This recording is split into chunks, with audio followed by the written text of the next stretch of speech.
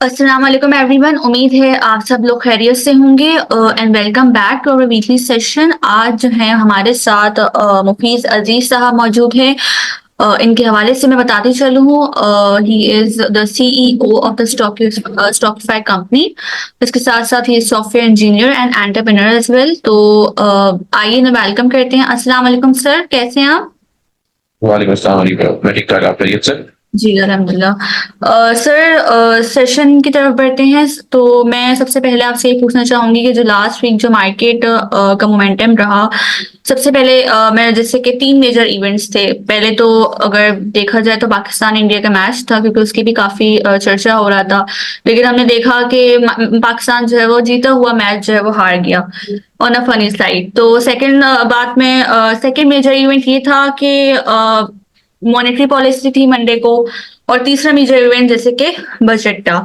तो सबसे पहले हम मेरा सवाल आपका मॉनेटरी पॉलिसी से है कि हमने देखा मॉनेटरी पॉलिसी की मीटिंग थी, तो इस दफा 150 बेसिस पॉइंट जो है वो कट देखा हमने मॉनेटरी पॉलिसी में जो कि अनएक्सपेक्टेड था, क्योंकि मार्केट का सेंटीमेंट ये था कि 100 बेसिस पॉइंट जो है वो कट होंगे, लेकिन हमने उससे ज्यादा ही देखा, 150 बेसिस पॉइंट कट हुए।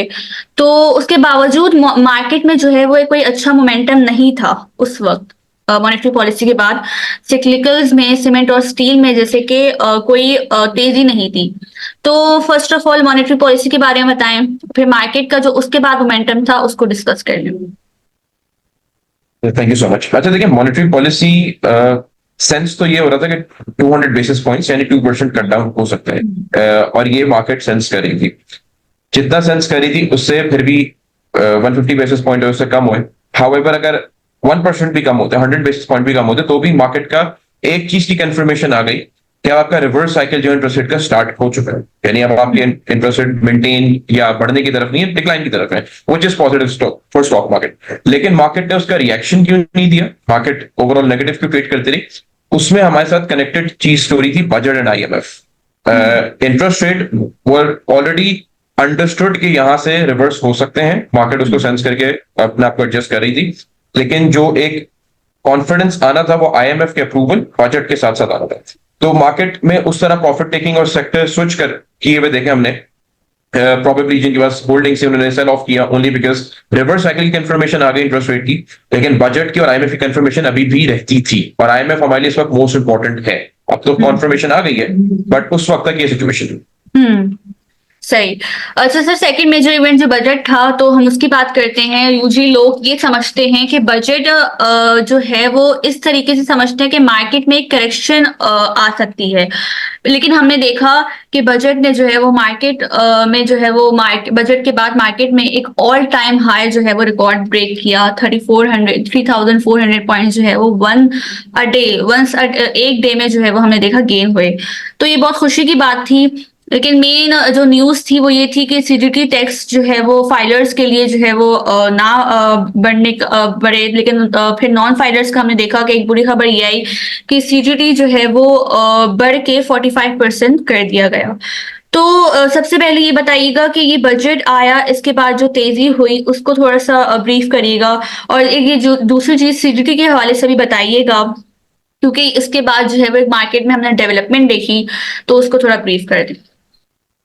ठीक है, देखिए बजट को अंडरस्टैंड करते हैं। बजट एक इंपॉर्टेंट इवेंट है हमारे लिए, स्टॉक मार्केट के लिए। लेकिन बजट के साथ साथ ये चीज अंडरस्टैंड करनी है कि जब आप बजट की बात करते हैं तो आप अपने पूरे फिस्कल ईयर की प्लानिंग करते हैं कि आपने कितने पैसे रेज करने हैं, कितना टैक्स रेज करना है, किस तरह आपने फंड्स को एलोकेट करना है। उसमें आपके डिफरेंट सेक्टर्स इन्वॉल्व होते हैं। अगर मैं पीएसडीपी की बात करता हूँ तो आपका पीएसडीपी का फंड से पता चलेगा, अच्छा जी आपका सीमेंट सेक्टर चल रहा है, स्टील सेक्टर चल रहा है, कितना फंड एलोकेट हो रहा है। तो अगर तो एक पर्टिकुलर सेक्टर में डेवलपमेंट फंड ही नहीं होगा तो ऑब्वियसली उस सेक्टर से आपको मोमेंटम कम नजर आएगा। तो इसलिए बजट इंपॉर्टेंट होता है, आपको नोटिस करना होता है। एंड देन मोर इंपॉर्टेंटली आपका आईएमएफ आपके साथ जुड़ना जरूरी है मुल्क के हालात को देखते हुए। इसलिए बजट जो है हमारे लिए इंपॉर्टेंट था। करेक्शन इसलिए एक शायद समझी जा रही थी कि बजट पता नहीं था किस तरह का, क्योंकि जो डिलेस थे वो श्योरिटी नहीं दे रहे थे कि बजट किस तरह का आगे आएगा। देयरफॉर एक ये चीज सेंस की जा रही थी कि क्या आईएमएफ हमारे साथ जुड़ेगा भी या नहीं जुड़ेगा। तो दैट वाज द रीजन कि लोग प्रोबेबली, मैंने भी आपसे बात की थी कि कैश इन हैंड अभी रखें, लेट्स सी के मार्केट में बजट किस तरह का आ रहा है, एंड देन आईएमएफ का अप्रूवल। आईएमएफ का अप्रूवल उसके अगले दिन आ गया। जब आपको बजट ने 3400 पॉइंट्स का गेन दे दिया, दैट मींस मार्केट ने उसको ओवरऑल सेलिब्रेट किया, बजट ओवरऑल मार्केट के लिए ठीक था। जो सीजीटी की बात थी, जो मार्केट में एक र्यूमर फैलाई जा रही थी या एक बाजार गर्म था र्यूमर्स का, क्योंकि ऑब्वियसली कोई भी इवेंट होता है उससे पहले हर कोई अपना एनालिसिस देता है कि सीजीटी लग सकता है। और अगर मैं एज एन इन्वेस्टर बात कर रहा हूँ फॉर एग्जाम्पल, तो ये समझे कि अगर मैं लाख रुपए कमा रहा हूँ, उस पर मैं एज अ फाइनल 15% टैक्स दे रहा, वो टैक्स बढ़ के अगर 20% हो जाता है, फिर उसके ऊपर फीस है, कमीशन है, बहुत सारी चीजें हैं, तो वो 22% के करीब अगर मैं दे रहा हूँ, तो मैं तो ये सोचूंगा कि यार मेरा, ऑल्दो कि I am making money out of stock market, but मेरा परसेप्शन ये होगा कि यार मेरे तो पैसे कम हो रहे हैं, देयरफॉर इन्वेस्टर पैसा पुल आउट कर लेता है, एंड देन फिर वो कंपेयर करता है कि बैंक रेट्स क्या है, फिक्स एफडीज क्या है, वो इंडेक्स को गेज कर रहा हूँ, पर्टिकुलर कंपनीज को गेज नहीं करता हूँ, क्योंकि खबरों में भी आप केसी 100 को, केसी 30 को भी इतना नहीं देखते, केसी 100 को देखते हैं। तो सीजीटी की वजह से एक र्यूमर्स थी कि सीजीटी लग सकता है। एक प्लस पॉइंट ये हो कि जो फाइलर्स उन पे तो देखिए सहूलत है, उन पे कोई टैक्सेस नहीं लगे। नॉन फाइलर्स पे जो है एक उनको थोड़ा सा टैक्सेस की मद में ज्यादा लेकर आया गया। जो 30% दे रहे हैं वो ऑलरेडी अब 45% देंगे, तो उनकी इनकम कम हो जाएगी comparatively to the last fiscal year. तो उसमें भी कोई कबाहत नहीं है, उसमें आप फाइलर बन सकते हैं, और यही पुश करने की कोशिश की गई कि आप फाइलर बन के अपने टैक्स को बचा सकते हैं। और लेकिन जो एग्जिस्टिंग इन्वेस्टर है उसको जो है उसमें कोई और टैक्सेस नहीं लगाए। एक चीज हुई है, जो स्लैब्स थे फाइलर्स के लिए, जो 6 साल के पीरियड तक अगर आप होल्डिंग पीरियड, आप, मुझे जाती तौर पे लगता है, ये मेरा पर्सनल ओपिनियन है कि वो अगर रहते तो वो और पॉजिटिव हो जाता है। रिगार्डलेस के इन्वेस्टर का होल्डिंग पीरियड कितना है और कितना नहीं, हो सकता है कोई इन्वेस्टर 6 साल के लिए होल्ड नहीं करता, अगर वो 6 साल के लिए होल्ड करता है तो उसको सीजीटी नहीं देना। लेकिन अगर अब ये चीज खत्म कर दी है, मैं 1 दिन होल्ड करता हूँ या 6 साल होल्ड करता हूँ, मुझे स्ट्रेट 15% देना है। अगर ये चीज आई थिंक होती, तो बहुत सारे लोग वो भी होते हैं जो लंबे टर्म के लिए होल्ड करते हैं, और एक आपको स्टॉक मार्केट को पुश करने के लिए अच्छी चीज होती है कि आपके पास एक लॉन्गर पीरियड में कोई भी सीजीटी नहीं है। वो खत्म मुझे लगता है, लेकिन फिर भी मार्केट ने उसको कोई नेगेटिव नहीं लिया, मार्केट ने उसको पॉजिटिव लिया, क्योंकि नए टैक्सेस नहीं लगे। सही। सर सिक्लिकल्स की बात करते हैं। सीमेंट और स्टील में हमने देखा तेजी आई फॉरेन बजट के बाद, तो ऑल्दो इसमें जो है वो एफईटी बढ़ गया था, लेकिन फिर भी हमने इसकी परफॉर्मेंस जो है वो जितनी एक्सपेक्टेड थी उससे ज्यादा ही देखी। तो आप किस तरीके से देख रहे हैं, और उनमें तेजी की मेन वजह क्या थी? देखिए, पीएसडीपी फंड जो एलोकेट किया ना, वो पिछले साल से 155% बढ़ाकर एलोकेट किया गया, 1.5 ट्रिलियन पे उसको एलोकेट किया गया, which will help steel and cement sector to grow। तो ये एक न्यूट्रल टू पॉजिटिव खबर है। तो जब आपके पास एक फंड एलोकेशन अच्छी आ गई, आपको कॉन्फिडेंस मिल गया, देयरफॉर सीमेंट ऑब्वियसली, और सीमेंट ने परफॉर्म भी नहीं किया ना उस तरह की तो रैली अभी सीमेंट ने दिखाई नहीं, और सीमेंट आपका सबसे बड़ा सेक्टर है। सीमेंट के साथ आपके बाकी सेक्टर जो है चलते हैं, तो सीमेंट चलेगा तो स्टील चलेगा, फिर मल्टीपल बाकी सेक्टर चलेंगे।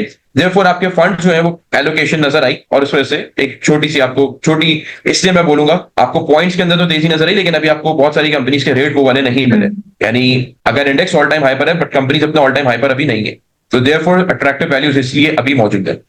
सही।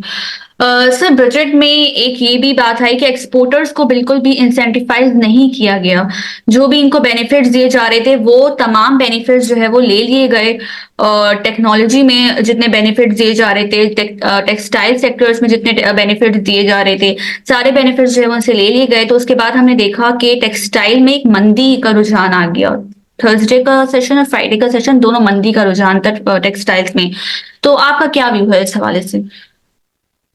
देखिए, किसी भी इकोनॉमी को ग्रो करने के लिए एक्सपोर्ट सबसे इंपॉर्टेंट चीज होती है। विदाउट एक्सपोर्ट्स आप रेमिटेंसेस पे इतना रिलाई नहीं कर सकते जितना आप एक्सपोर्ट्स पे रिलाई करते हैं। Exports are very important. तो आपको एक्सपोर्टर्स को कहीं ना कहीं आसानी देनी पड़े, जो कि नहीं दी गई। और अगर आपकी मेजर सेक्टर्स ही टेक्सटाइल और आईटी है, तो टेक्सटाइल की अगर बात करते हैं तो आपने देखा लोअर लॉक पे भी लगी कंपनी इंटरलूप, आपने रेड इंडिकेशन की तरफ देखी है। द रीजन है कि वो एक्सपोर्ट ओरिएंटेड कंपनी है, वो अपना जो सामान है एक्सपोर्ट करती है, होजरी का प्रोडक्ट्स एक्सपोर्ट करती है। और अगर आपको नॉर्मल टैक्स रिजीम में लेकर आया जा रहा है, दैट मींस कि आपके पास तो कोई इंसेंटिव नहीं, आपकी अर्निंग्स हिट होंगी, आपके रेवेन्यूज डिक्लाइन करेंगे, तो वो पॉजिटिव चीज तो नहीं है। तो इसलिए हमने एक मंदी देखी। जहां तक टेक्नोलॉजी की बात है, यह भी समझना जरूरी है, क्योंकि आपने देखा कि टेक्नोलॉजी पार्क्स के लिए फंड्स एलोकेट किए गए। I think 12 billion is for Islamabad IT park and 8 billion is for Karachi IT park, और उसके बाद भी एलोकेशन वगैरह हुई है। But IT park does not define देखिए आईटी पार्क के ऊपर फंड एलोकेट करना, मुझे नहीं लगता कि फंड एलोकेट करने से कोई बहुत बड़ी चीज हो जाती है। आपने जो चीज अंडरस्टैंड करनी थी वो आपके पास पेमेंट गेटवेज कितने हैं, आपके पास एक्सपोर्ट की फैसिलिटी कितनी है, ये चीजें बड़ी आपके आप फ्रीलांसर्स को कितनी, क्योंकि आपका बहुत मेजर चंक जो है पाकिस्तान से, देखिए अगर आप लिस्टेड कंपनीज की बात करते हैं ना, तो लिस्टेड कंपनीज आपके पास सिस्टम्स है, नेटसोल है, एवीएन है, ऑक्टोपस है, टेली है, आपके पास मेजर कंपनीज एक्सपोर्ट करती हैं, बट आपका एक बहुत बड़ा रीजन है जो फ्रीलांसर्स का है और जो आपके मुल्क में बहुत ज्यादा डॉलर लेकर आता है। जब तक आप उसको उसको इंसेंटिव्स नहीं देंगे, उसके लिए आसानी नहीं करेंगे, अपना एक पेमेंट गेटवेज नहीं बनाएंगे, मर्चेंट्स नहीं खोलेंगे, टेक्सटाइल टेक्नोलॉजी सेक्टर उस तरह ग्रो नहीं कर सकता। तो जो टेक्सटाइल सेक्टर पर जो एक्सपोर्ट की बात है, ये थोड़ा सा अंडरस्टैंड करने की जरूरत है कि एक एक्सपोर्ट होती है सर्विस की, एक एक्सपोर्ट आपकी इंडस्ट्रियल एक्सपोर्ट होती है। जो आईटी है वो सर्विस की एक्सपोर्ट करती है। पाकिस्तान में जितनी भी सर्विसेज एक्सपोर्ट होती हैं वो सर्विस की एक्सपोर्ट होती है, सॉफ्टवेयर एंड सर्विसेज। उस पर आई डोंट थिंक सो कि उतना टैक्स नॉर्मल टैक्स ब्रैकेट में लेकर आएंगे, उसमें इंसेंटिव्स वगैरह होंगे, क्योंकि अगर आपने उसको भी उसी ब्रैकेट में लिया है सर्विस एक्सपोर्ट्स को भी, तो फिर आई थिंक आप टेक्नोलॉजी को चोक कर देंगे। ऑलरेडी आपके पास एक बहुत मेजर पोर्शन है फ्रीलांसर्स का, जिसको आप एक बहुत अच्छे प्लान के साथ बहुत मेजर डॉलर इनफ्लो कर सकते हैं, लेकिन आप नहीं करते उस तरह। देयरफॉर आपके डिफरेंट मर्चेंट यूज होते हैं, या बहुत सारे लोग डॉलर अपना बाहर रखते हैं, सिर्फ खर्चे की चीजें लेकर आते हैं, ऑपरेटिंग कॉस्ट लेकर आते हैं। तो आई थिंक टेक्सटाइल पे टैक्स जो है वो नॉर्मल टैक्स में है, which is hurting for the industry. Technology में भी उस तरह नहीं है, और आई थिंक उस तरह लगेगा भी नहीं, लेकिन अगर लगेगा तो फिर टेक्नोलॉजी भी बहुत ज्यादा इसका रिएक्शन लेगा और नेगेटिव होगा। सही।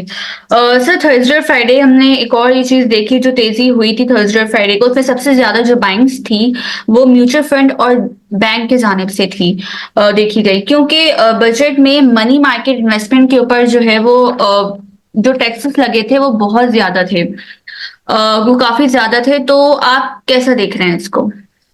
देखिए म्यूचुअल फंड एक बहुत बड़ी इंडस्ट्री है हमारी, और बहुत बड़ा पैसा फ्लो करता है म्यूचुअल फंड्स का। जो बजट आया है उसमें एक चीज बड़ी एविडेंट तरीके से मेंशन की है कि जो म्यूचुअल फंड्स हैं वो अपना पैसा 50% से ऊपर के जो भी रेवेन्यूज अपने दूसरी सोर्सेज से बनाते हैं, इक्विटीज के अलावा यानी स्टॉक्स के अलावा, डेट फाइनेंसिंग करके या किसी कमोडिटी से, या उनकी 50% से इनकम या प्रॉफिट जो है वो किसी और सोर्स से आ रहे हैं, किसी और एसेट क्लास से आ रहे हैं, क्योंकि डिफरेंट डिफरेंट प्रोडक्ट्स होती हैं जिसमें म्यूचुअल फंड इन्वेस्ट करता है। तो अगर स्टॉक्स के अलावा कहीं से उनकी 50% इनकम बन रही है प्रॉफिट्स की, तो उस पर 25% टैक्स लगेगा। लेकिन अगर वही पैसा वो स्टॉक मार्केट में रखते हैं, स्टॉक मार्केट में पुश करते हैं, इंजेक्ट करते हैं, तो उसमें सिर्फ 15% टैक्स लगेगा, which is very positive for stock market. और इसी वजह से म्यूचुअल फंड हमने बाइंग साइड पे देखा कि अगर वो एक मेजर पैसा बना रहे हैं, लेकिन उन पर टैक्स जो है वो 25% लग जाएगा अगर वो स्टॉक्स के अलावा कहीं से अपनी इनकम जनरेट करें। और अगर वही इनकम वो स्टॉक से जनरेट करें और आपके पास में वैल्यूएशंस भी है, इंटरेस्ट रेट का रिवर्स साइकिल भी है, बजट सपोर्टिव भी है, तो फिर आपके पास टैक्स भी कम है, तो ऑब्वियसली वो पैसा जो है वो मूव करेगा स्टॉक मार्केट में। और स्टॉक मार्केट बहुत बहुत चीज थी, इसलिए हमने म्यूचुअल फंड को जो है वो एक बाइंग साइड पे देखा। सही।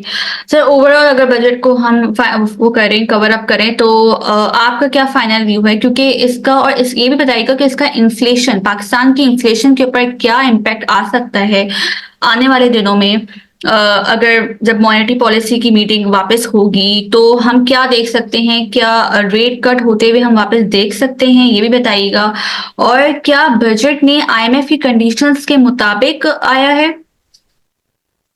आईएमएफ की कंडीशन के मुताबिक आया, तभी आईएमएफ का अप्रूवल भी आया। आईएमएफ ने अपनी नोट दे दी और आईएमएफ ने कहा वी आर अलाइंड, ये तो आपने देख लिया। तो आईएमएफ इज विद अस। तो एक और पॉजिटिव चीज एक ही होगी। जहां तक आपने इन्फ्लेशन की बात की, मॉनेटरी पॉलिसी की नेक्स्ट मीटिंग की बात की, मुझे नहीं लगता नेक्स्ट मीटिंग में इंटरेस्ट रेट नीचे आएंगे, पहले मेंटेन किए जाएंगे, और मुझे लगता भी नहीं कि बहुत जरूरत है उसको फौरन नीचे लाने की। आई थिंक उसको स्लो एंड ग्रेजुअली आपको कंटेन करना चाहिए। पहले आपको अपने इन्फ्लेशन के नंबर्स को और बैलेंस करना पड़ेगा, क्योंकि देखिए आपका इम्पैक्ट इन्फ्लेशन के नंबर पर रिफ्लेक्ट करेगा। आपके CPI month on month, although 9 months का भी आप देखें आपका डिक्लाइन पर है, year on year month on month भी डिक्लाइन पर है। लेकिन जो आपने बजट जो 1 जुलाई से आपका इंप्लीमेंट होने के बाद जो आपकी प्राइसेस इन्फ्लेट करेंगी या आपकी चीजों में आपका एक साइकिल चलेगा, उसको एब्जॉर्ब करने में टाइम लगेगा। तो आपके कहीं ना कहीं मनी फ्लो को आपको देखना पड़ेगा, आपका सर्कुलेशन को देखना पड़ेगा, उसको एब्जॉर्ब करना पड़ेगा। इन्फ्लेशन कहीं ना कहीं आई थिंक स्टेबल रह सकती है, बहुत नहीं बढ़ेगी, and therefore I think monetary policy को भी अपने इंटरेस्ट रेट को भी अभी for the timing I think मुझे ऐसा लगता है मेंटेन करेंगे, एंड देन नेक्स्ट पॉलिसी हम देख सकते हैं वो डिक्लाइन की तरफ चलती है, क्योंकि पहले आपको इसको एब्जॉर्ब करना पड़ेगा। सही। सर सेशन को रैप अप करते हुए लास्ट आपसे पूछूंगी कि आफ्टर ईद जब मंडे वापस से मार्केट जो है वो रीओपन होगी तो आपको क्या लग रहा है किस तरह मार्केट यही करेक्शन का कंटिन्यू मोमेंटम रहेगा या नेगेटिव ओपन होगी या पॉजिटिव, आपका क्या व्यू है? देखिए मार्केट बड़े अच्छे नोट पे पॉजिटिव क्लोजिंग बहुत अच्छी दी है मार्केट ने। कोई ऐसे मसले की बात नहीं है और I think positive he market अभी आपको सेक्टर स्विचिंग एंड स्वैपिंग देख सकते हैं क्योंकि आपको देखना है ईद की हमारी मार्केट जो होती है ना फाइनेंशियल मार्केट में न्यूज ड्रिवन मार्केट्स, तो आपने ये देखना पड़ता है कि आपकी इन छुट्टियों में कोई ऐसी खबर आती है जो पॉजिटिव होती है तो आपको और पॉजिटिविटी मिल सकती है। कोई ऐसी डिस्टर्बिंग खबर ना है, कोई नेगेटिव खबर ना है, चाहे वो पॉलिटिकल फ्रंट पर इकोनॉमिक फ्रंट पर हो, अगर वो सब चीजें स्टेबल रहती है तो मार्केट इज हेल्दी और मार्केट में एक मोमेंटम रहेगा पॉजिटिव। सर कुछ सेक्टर्स को अगर आप फोकस करना चाहें, बताना चाहें इन्वेस्टर्स को? आई थिंक सीमेंट स्टील को देखें, आईटी को देख सकते हैं, बिल्कुल आईटी को देख सकते हैं और फार्मा को भी देख सकते हैं, फार्मा क्योंकि अभी बिल्कुल चला नहीं है, सीमेंट सेक्टर को देख सकते हैं तो यस। सही, thank you. Autos are good, autos are also good क्योंकि ऑटो पे भी मैं एक बात करता चलूं, ऑटो पे भी आपने देखा होगा कि जो पॉलिसीज आई है उसमें जो लोकल इंडस्ट्री है उसको पुश करने की कोशिश की गई है और जो इम्पोर्टेड इंडस्ट्री मतलब जो इम्पोर्ट यूनिट्स आते हैं उस पे चाहे कस्टम ड्यूटी की एग्जम्पशन हो उसको हटाना या ड्यूटीज लगाना, तो वो चीज हमने देखी गई। तो आई थिंक लोकल इंडस्ट्री भी इवॉल्व करेगी तो आई थिंक ऑटोज में भी आपको वैल्यूएशन मिल सकती है, आप उसको नजर में रख सकते हैं। सही, thank you so much sir once again, आपने जो अपना कीमती वक्त हमें दिया और जो है वो आगे आने वाले सेशन में जो है वो आपको फिर इनवाइट करेंगे। अपना ख्याल रखिएगा, ईद हॉलीडेज को जो है वो एंजॉय कीजिएगा, अपना ख्याल रखिएगा। अल्लाह हाफिज।